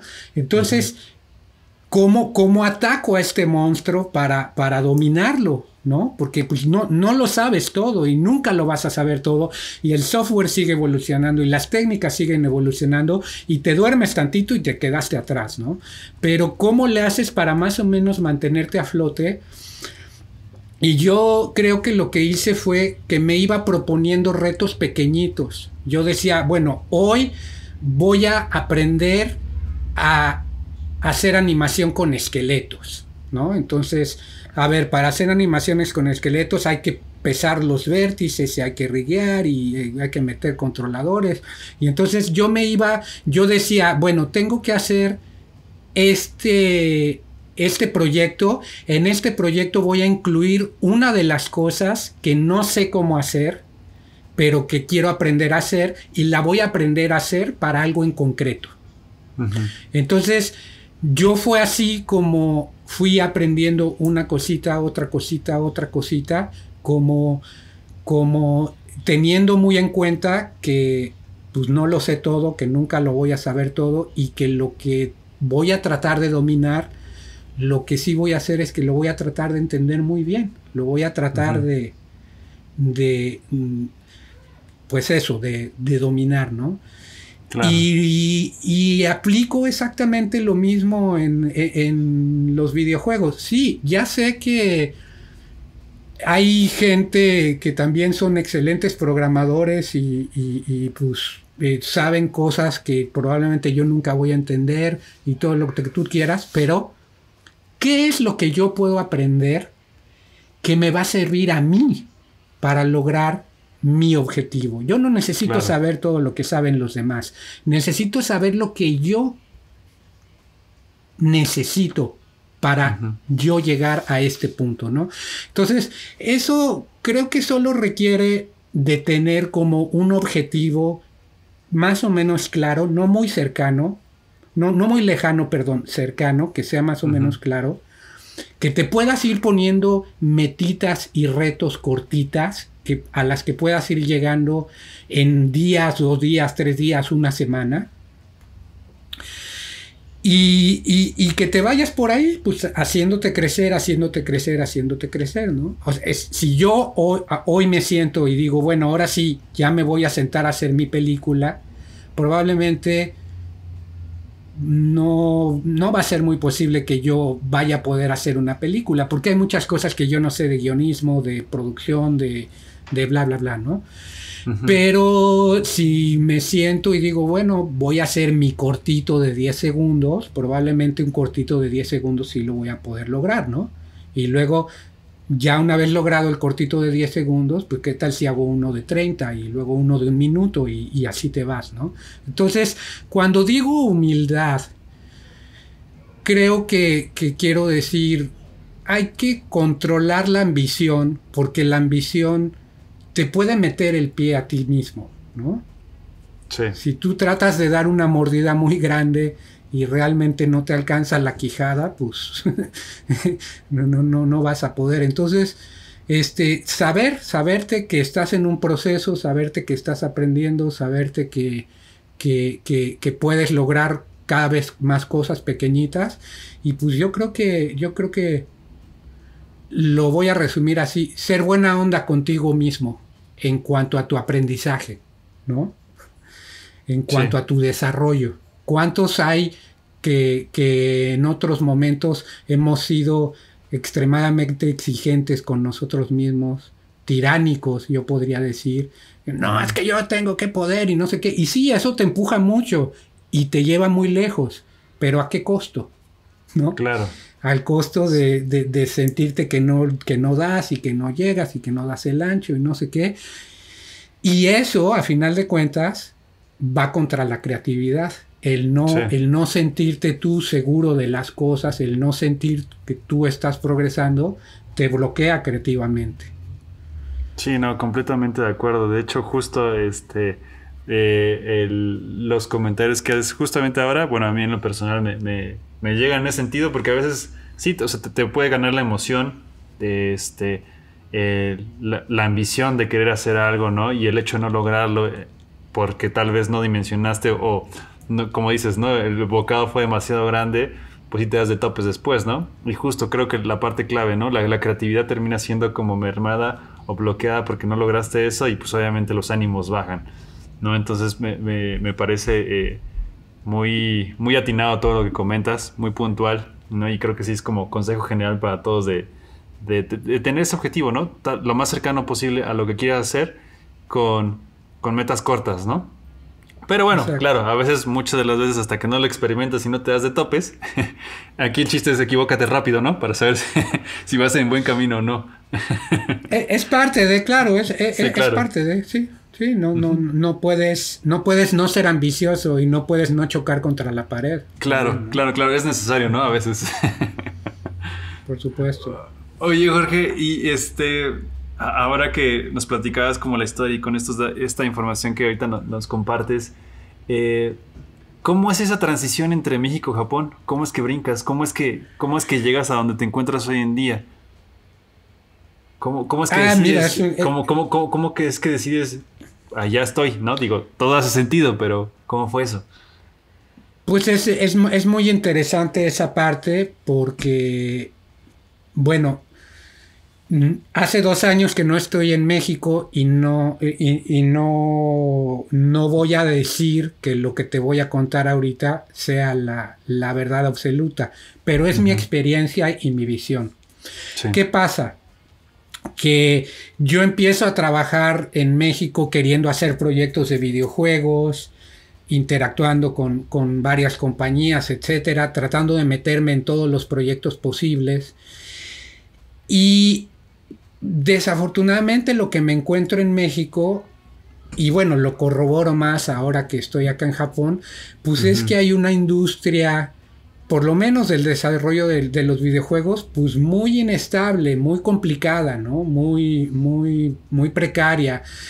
Hay gente que de repente por ahí se ahorra una lanita y dice, voy a hacer un juego indie y voy a contratar 10 personas y voy a poner un estudio, y lo tratan de mantener con otras cosas y lo hacen y lo lanzan y etcétera. Y de repente pues igual sacaron un juego, 2 juegos y desapareció la compañía. A mí me pasó eso infinidad de veces. Y eso pues es una parte triste, pero bueno, por otro lado empieza todo el rollo de la globalización, ¿no? Y entonces yo, después de haber andado rondando por diferentes compañías en México, por aquí y por allá, empiezo a descubrir que me es posible contactar compañías en el extranjero y trabajar remotamente con ellos. Te estoy hablando de esto hace 10 años. Hace 10 años que yo empecé a trabajar en remoto. Entonces la primer compañía con la que yo trabajé era una compañía en Rusia. Yeah. Loquísimo. Pues les hacía prototipos de videojuegos en Unity. Y después trabajé con otra compañía en Estados Unidos y después en Francia y después aquí y allá y no sé qué. Se empezó a volver todo más común y ya llegué a un momento en el que pues yo ya había descartado totalmente trabajar para compañías en México y pues más bien me la pasaba cazando proyectos en internet, ¿no? Sobre todo en estos últimos años. De repente un día encuentro una posibilidad de trabajar en una compañía que hacía algo muy interesante y es que ellos utilizaban Unity no para hacer videojuegos, sino para hacer simulaciones hiperrealistas porque estas simulaciones se las vendían a compañías que estaban desarrollando AI para vehículos autónomos. Ok. Entonces, básicamente el trabajo es que pues tú haces una simulación de una ciudad en Unity, de cómo pasan los coches, cómo caminan las personas por la calle, pasa la gente en bicicleta, no sé qué, y después simulas cómo se capta toda esta simulación con diferentes tipos de cámaras y con diferentes tipos de sensores, ¿no? Con sensores infrarrojos, LiDAR, cámaras de 360, no sé qué, y haces el output de todas esas simulaciones en esos formatos, y luego todo ese output lo meten a redes neuronales y lo meten a todo esto, y de ahí lo utilizan toda esa información para hacer el desarrollo de los vehículos autónomos. Entonces estuve trabajando de tiempo completo para esta compañía un ratote, y pues yo ya muy metido en el tema de estar buscando opciones en el extranjero, y un día se acabó mi contrato con esta compañía, y empecé a buscar otra vez otra oportunidad, y me encuentro con esta compañía que está en Japón y no sé qué, que hacen AR y no sé qué. Los contacté y me dijeron, bueno, sí, pero este no es un trabajo remoto, te tienes que venir para acá, ¿no? Y yo pues, hablé con mi chava y le dije, ¿qué onda? ¿Te irías a Japón? No, pues sí, pues órale, pues apliqué. Hice todo el proceso del trámite de la visa. Sí me dieron la visa, y entonces fue como me pude venir para acá. Primero me vine yo solo, estuve 6 meses aquí solo, y luego ya me alcanzó la familia, mi chava y mi chavito me alcanzaron aquí. Órale, qué interesante. Pues ya, sí. Sí, es que está bastante bueno, ¿no? O sea, y que por ejemplo, ahorita ya nos platicaste ahora sí que del por qué. ¿Qué tan complicada fue como esa adaptación? ¿Tuviste que aprender japonés o todo lo manejas como al inicio platicabas, ¿no? De la globalización y que quieren traer gente, entonces el inglés, ¿cómo es eso? La compañía en donde yo trabajo, como muchas compañías aquí en Tokio, tienen como idioma oficial el inglés. Ya. Eso es algo que me ayuda muchísimo. Entonces, bueno, pues todo lo que es referente a trabajo es en inglés. Ya. Y japonés estoy estudiando, pero bueno, va para larguísimo. El japonés es una cosa complicadísima.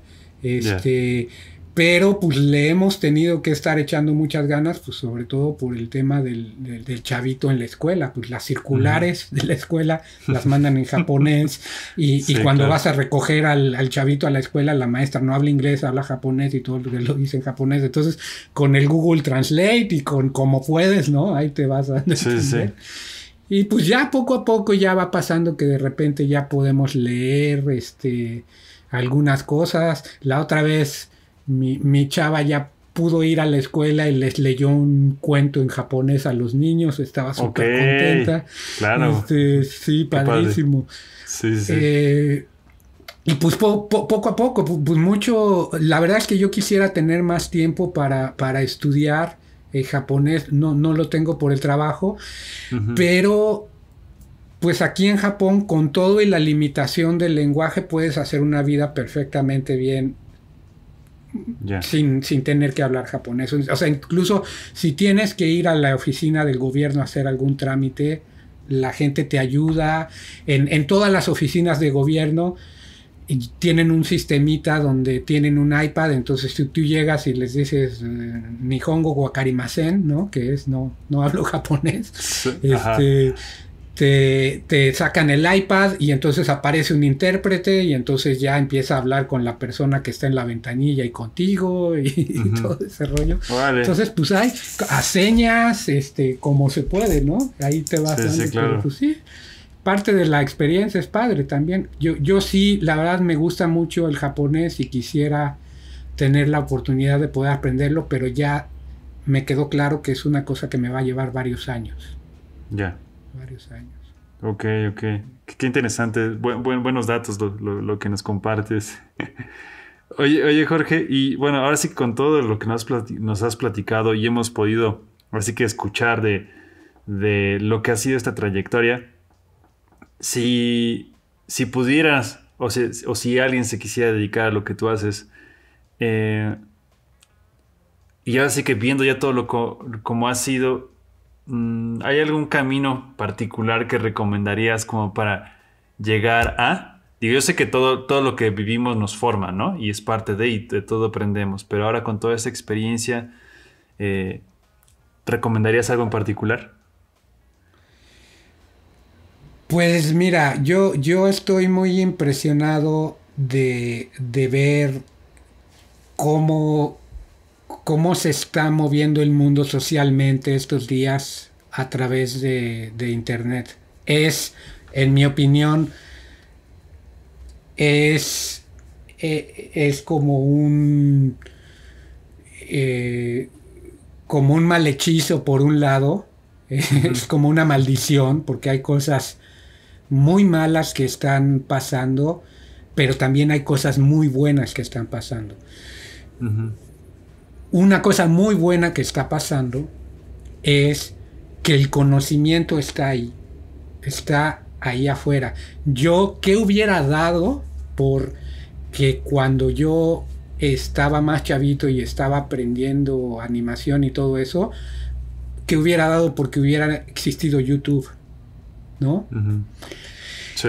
Ese es algo increíble. O sea, tú eh, vas y buscas en YouTube cualquier cosa y desde cómo hago un pastel de manzanas a cómo hago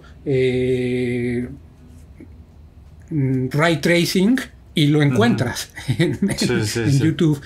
Entonces, lo que sí es un poco delicado es que como hay muchos tutoriales ahorita, hay mucha gente que quiere vivir de esto y quiere sacar algo de esto. Me parece que hay mucha gente que ya no está siendo muy cuidadosa. Entonces yo, por ejemplo, en lo personal sí me he encontrado con videos tutoriales de gente que realmente no sabe lo que está haciendo, ¿no? Que dices, oye, no, estás mal, así no es. Ujú. Me estás diciendo que por aquí, por allá, o gente que se equivoca cada 5, o sea, yo no puedo tolerar un tutorial de Maya o algo así con un cuate que cada 5 minutos está diciendo, ay, no, perdón, no era aquí, es que no, ya me movieron el botón, no, le tienes que picar acá y no sé qué, no, o sea, Sí. hay personas que sí hacen una preparación, que sí saben hacer estas cosas, que tienen la facilidad de la palabra, creo.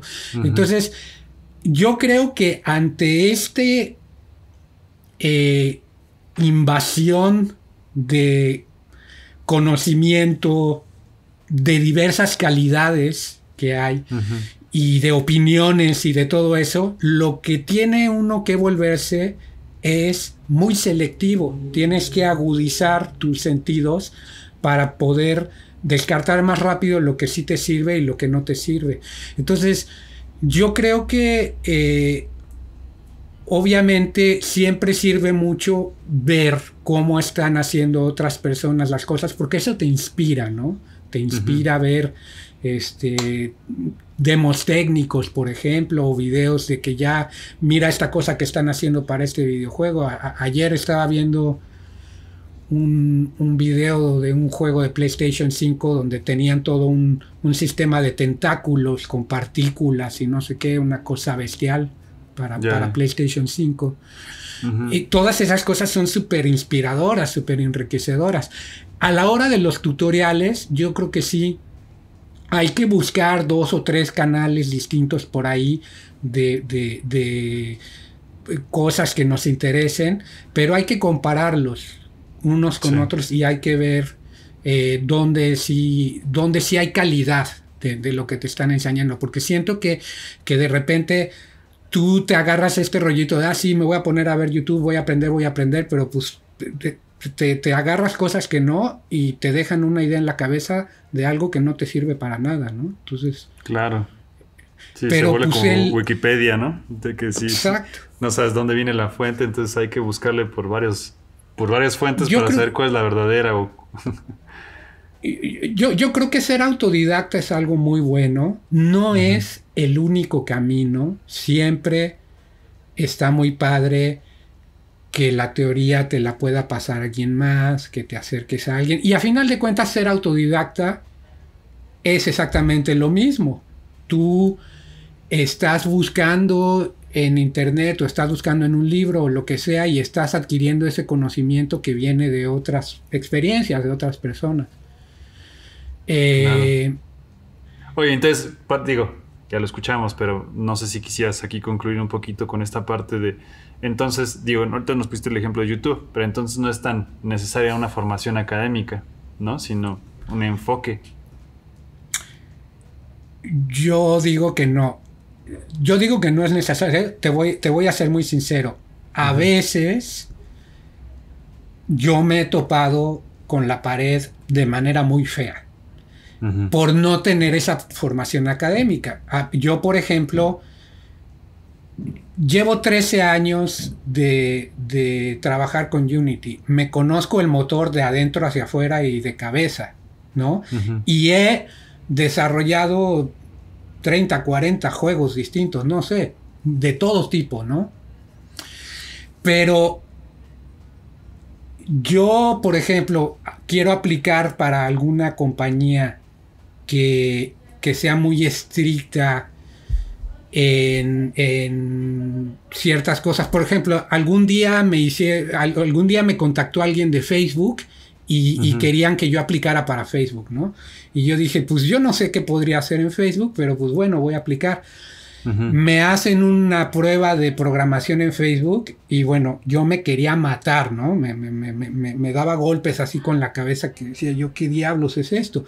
Pues claro, las pruebas de programación de Facebook son pruebas donde te están midiendo mucho los conocimientos que tienes en cuanto a ciencias de la computación.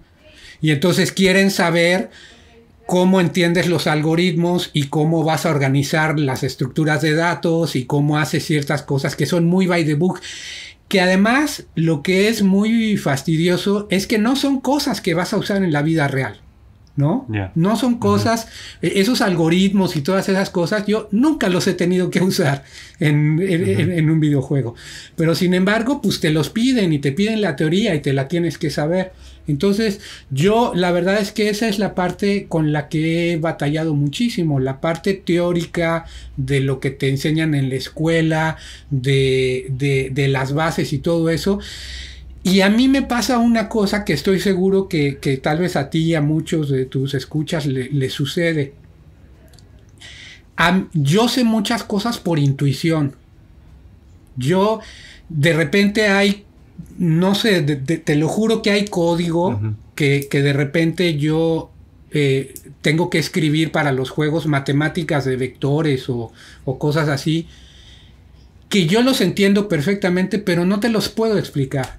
No sé cómo explicarlos, porque Ujú. no tengo esa formación académica. Sin embargo, los comprendo perfectamente y los puedo utilizar Sí.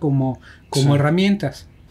Entonces ahí yo te diría, no es que a fuerzas tengas que ir a la escuela y que a fuerzas tengas que tomar ese camino. También existe este otro camino como el que yo tomé, totalmente fuera de las instituciones y autodidacta y etcétera. Pero te vas a topar con la pared en algún momento. Entonces, ¿qué es lo que puedes hacer para lidiar con eso? Pues bueno, hay que ponerse a estudiar un poquito la teoría también. Hay que ponerse a estudiar un poquito de las ciencias de computación y de las estructuras de datos y de los patrones de diseño y todo esto. Y a final de cuentas, eso te va a hacer crecer. Mira, yo antes, cuando aplicaba para algunos trabajos, Ujú. cuando me rechazaban, me decían, no, pues sabes qué, decidimos irnos con otro candidato. No, pues decidimos no seguir el proceso contigo. Me han rechazado de decenas de compañías, de verdad. Ujú. He aplicado para muchísimas.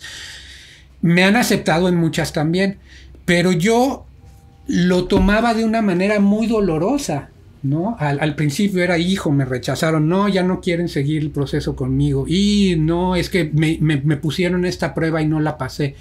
Y yo siempre pues lo tomaba como que, hijo, no puedo, claro, es que si hubiera ido a la escuela, lo tomaba muy duro conmigo. Y de unos años para acá lo que yo empecé a hacer es decir, no, lo voy a tomar como una oportunidad. Sí, tal vez está medio cañón porque en este momento pues yo no tengo trabajo, necesito tener un ingreso, estoy aplicando porque quiero resolver la situación económica, no sé qué. Pues hijo, qué presión y qué difícil, ¿no? Sí. Y está esa parte. Pero, a ver, me topé con que la prueba técnica de esta compañía es sobre principios de diseño, de arquitectura de software o de patrones de diseño o no sé qué. Bueno, son cosas que pues hice la prueba y yo no tenía ni idea de cómo era eso. Bueno, no importa. Pues me están dando como un tip de cuáles son las cosas que debería de aprender, ¿no? Entonces, ok, no pasé su prueba, no me contrataron, pero me voy a clavar un poquito en ese tema que ellos me propusieron para aprender un poco más y entender de qué es de lo que ellos estaban hablando, ¿no? Claro. Y entonces, ahora lo que me pasa es que, bueno, hace un par de años que ya no tengo que aplicar para conseguir otro trabajo, pero lo que me pasó últimamente, que está muy padre, es que, ok, apliqué esta compañía, troné la prueba técnica, pero entendí que para Square Enix es muy importante que sepas no sé qué de C++. Ah, perfecto. Pues me voy a clavar a estudiarlo un rato, ¿no? Y entonces así, estaría más padre que estas cosas que vas aprendiendo las pudieras usar en la práctica. Ya. Yeah. Y a veces no se da la oportunidad, pero entonces, pues esto creo que es una buena manera de ver las cosas, ok. Me voy enfrentando a estas pruebas técnicas, me voy encontrando cosas que yo no sé, pero eso no quiere decir que porque no las sepa antes no las puedo saber de ahora en adelante, ¿no? Claro. Digo, no, me parece como increíble esto también que compartes. O sea, creo que está padre también tener esta... No, sin duda está muy bueno tener esta visión que tienes, ¿no? Y viendo, y bueno, y más conociendo toda tu formación, como que todo es un ciclo, ¿no? O sea, tener... O sea, todo se conecta, ¿no? Esta parte de decir objetivos claros o lo más cercanos posibles. Esta parte de qué es lo que necesita esta compañía que yo tengo que... O sea, ¿qué necesito para llegar a esto, no? O sea, como cómo llego a ese objetivo, de qué información me nutro para llegar a eso. Entonces, así que gracias por eso, ¿no? Porque también conocemos una chica que también estuvo en el podcast, que es esta Mariana Gorbea. Ella igual todo lo aprendió en YouTube, ¿no? Entonces es esta parte también de la inspiración, ¿no? Que decía, ¿no? También se encontraba de repente con espacios que faltaba por llenar, que no tenía ese conocimiento y poco a poco lo fue llenando, pero es inspirador, ¿no? O sea, porque a veces nos clavamos mucho de necesito este certificado, ¿no? Necesito alguien que me avale que pueda hacer esto, ¿no? Entonces a veces el pensar tener todos sus papeles, pero realmente teniendo así como claro el objetivo, pues cómo llego a eso, ¿no? Sin necesidad de tener este elemento, ¿no? O sea, es padre conocer a alguien que ha logrado cosas que le ha costado, pero pues, sin embargo se mantuvo como, tal vez me cuesta un poquito más de trabajo, pero estoy logrando lo que quiero porque estoy llenándome de todas esas herramientas que necesito para cumplirlo, ¿no? Entonces está muy padre, gracias por compartir eso. No, gracias a ti. Yo creo que a todos nos cuesta mucho trabajo todo, ¿no? A veces sí. Nosotros tenemos como nuestros ídolos, ¿no? Y ves a cierto director de animación o a cierto director de cine, o a cierto programador de juegos y no sé qué, y dices, no, pues es que este cuate ya está en las grandes ligas, le ha de estar yendo increíble, su vida ha de ser así, no sé qué, te haces muchas ideas, y no es cierto. Sí. Todos tuvimos que pasar más o menos por el mismo lugar. Todos pasamos de manera distinta, eso es cierto, pero todos tenemos días buenos, días malos, tenemos buenas situaciones, tenemos malas situaciones. Y yo creo que lo que es clave, lo que es fundamental es lo siguiente. Hay una historia que es la tuya, hay una trayectoria que es la tuya. Y ese camino no lo va a recorrer nadie más que tú, ¿no? Entonces, ponte en el viaje del héroe. Tú eres el héroe, ¿no? Entonces, sí. ¿Cómo quieres contar la historia de ese héroe? Es un héroe que era un fregón para todo y siempre le fue bien y nunca se encontró con ningún problema y todo el mundo lo ama y lo adora y lo admira. No, ese no es el viaje del héroe. El viaje del héroe es el del cuate que tuvo que perder y tuvo que sufrir y tuvo que crecer y tuvo que evolucionar para poder llegar a donde quería llegar, ¿no? Claro, sí, no, sin duda. Y sobre esto que sin duda nos inspira y nos motiva, o sea, obviamente sabemos que tenemos que crear nuestra historia. En tu caso, ¿qué es lo que te inspira? O sea, ¿qué es en lo que haces? ¿Cuál es tu fuente de inspiración? Yo creo que han sido muchas distintas en diversos momentos de la vida. Personas, momentos, otras historias. Yo me gusta mucho contarte esta historia, por ejemplo. Como muchos de los que estamos aquí, yo soy un gran fan del Señor de los Anillos. Yo leí leí los libros del Señor de los Anillos cuando tenía 12, 13 años, ¿no? Pero es bien loco. A mí del Señor de los Anillos, los magos y los dragones y los orcos y los elfos y la magia y todo este rollo no me llama mucho la atención. No me parece fantástico. ¿Sabes qué me parece a mí muy interesante del Señor de los Anillos? Que cuando te está... me acuerdo que cuando Tolkien te está describiendo por primera vez a los hobbits y la aldea de los hobbits y todo este rollo, y cómo llega Gandalf ahí, no sé qué. De repente me acuerdo mucho porque se me quedó grabada esta frase. Dice una frase como de que para esta gente de la Tierra Media el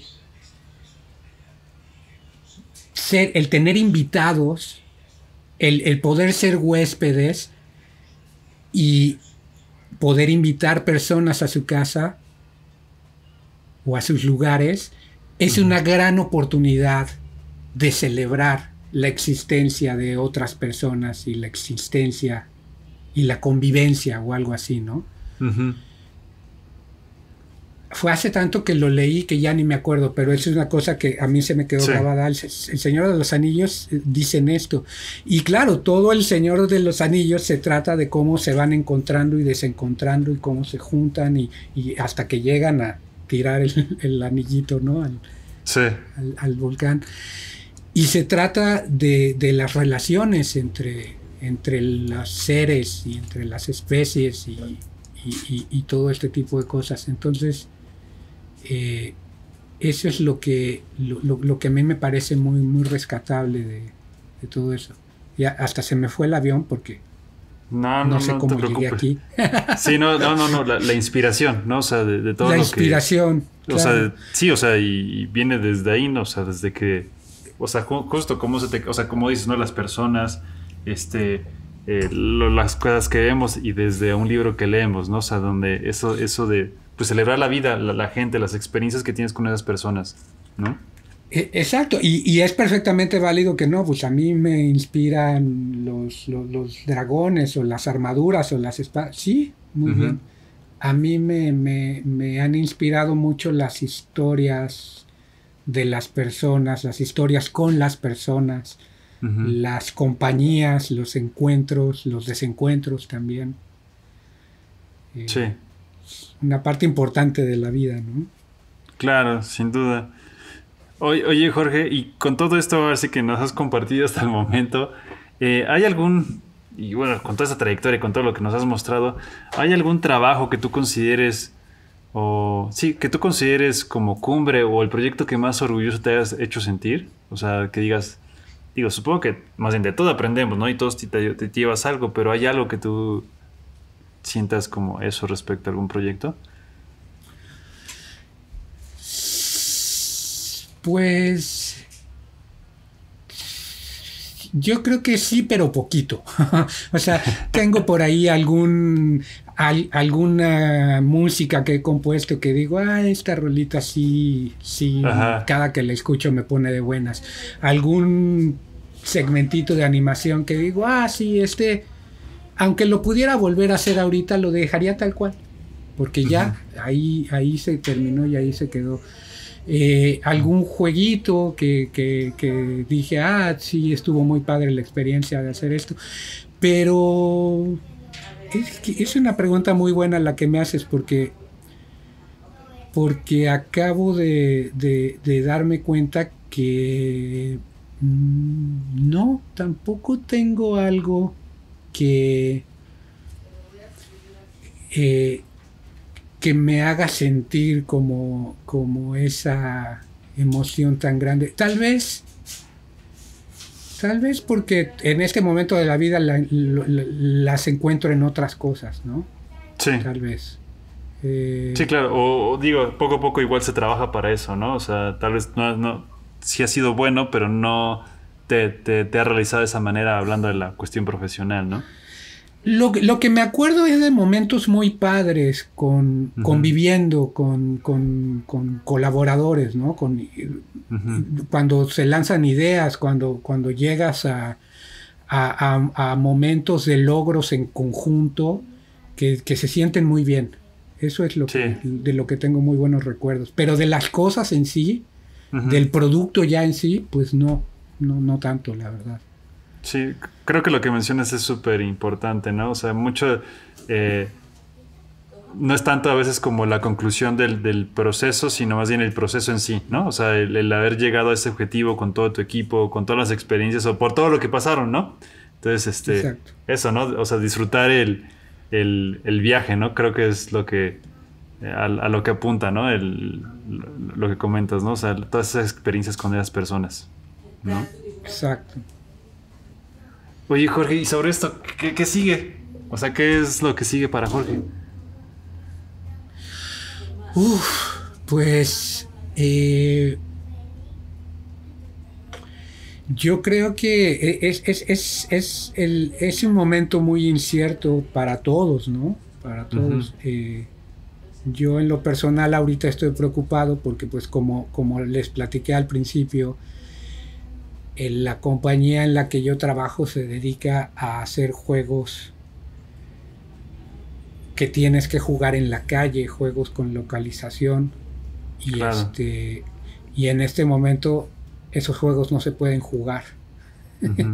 Entonces, la Sí. verdad es que me tiene un poco preocupado ese tema porque pues yo no sé hasta cuándo vamos a poder arrancar otra vez Ujú. y si vamos a arrancar o no. Eh,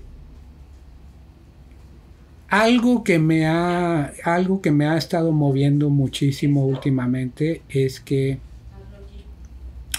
de repente siento que en mi camino he dedicado tal vez mucho tiempo a unirme al proyecto de otros, a colaborar Ya. con otros, a hacer, pues cuando te contrata una compañía, cuando entras a trabajar a hacer un proyecto, pues a final de cuentas tú te estás uniendo a un proyecto de otro. Ujú. Y yo a veces me despierto pensando que lo que me gustaría es poder agarrar todo lo que yo he aprendido y poder ponerme a hacer algo que sea mío, una idea mía, un proyecto que sea totalmente mío.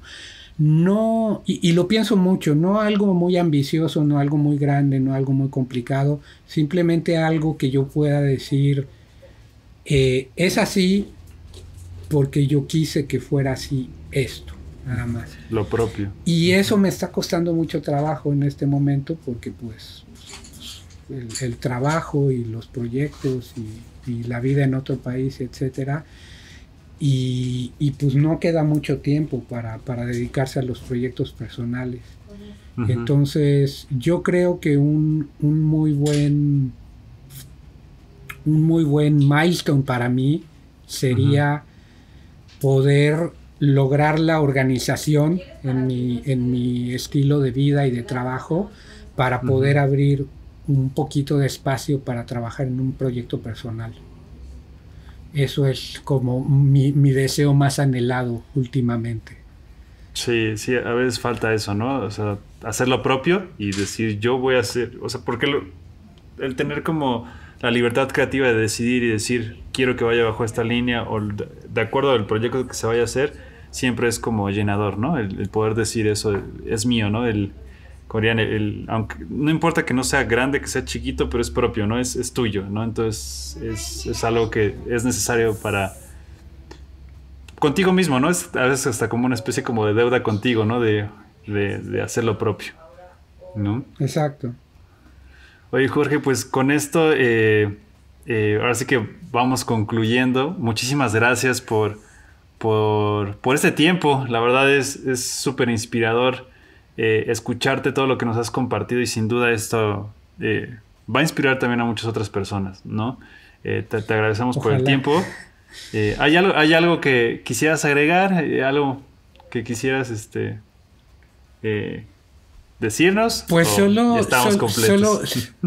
Sí, yo creo que solo agradecerte, agradecer a los de VFX, por supuesto, por este esfuerzo tan padre que están haciendo de difundir, de dar visibilidad a todo tipo de personas que hemos estado en esto, que estamos en esto. Me parece una cosa muy padre y sin duda creo que va a ser de mucha inspiración para algunos que estén empezando o que vayan un poquito más avanzados en su propio trayecto. Y pues bueno, nada más decir que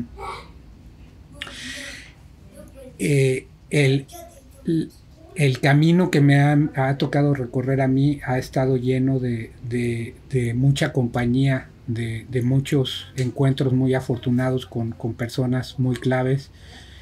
Me gustaría poder mencionarlas a todas, pero pues está complicado. Pero sí, muchos de ellos, la mayoría de ellos saben a qué me refiero, saben que son ellos a los que me estoy refiriendo y pues solo les quiero agradecer que me hayan echado la mano para que yo haya podido llegar hasta aquí, en el momento que estoy viviendo y en el lugar que estoy en este momento. Qué padre, Jorge, pues muchísimas gracias por eso. Con esto damos por concluido.